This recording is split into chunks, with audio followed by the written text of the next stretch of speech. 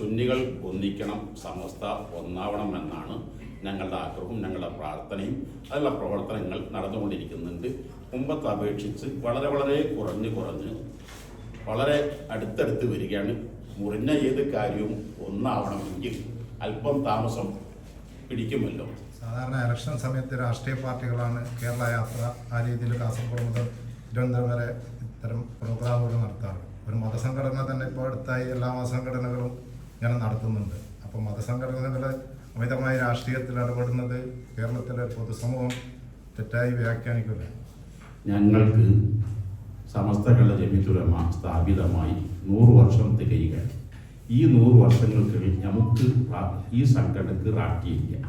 രാഷ്ട്രീയത്തിൽ ഒരു കാരണവശാലും കക്ഷി രാഷ്ട്രീയത്തിൽ ഇടപെടില്ല. ഞങ്ങൾക്ക് ഞങ്ങളുടേതായ രാഷ്ട്രീയമുണ്ട്, രാഷ്ട്ര നിർമ്മാണ പ്രവർത്തനങ്ങളുണ്ട്.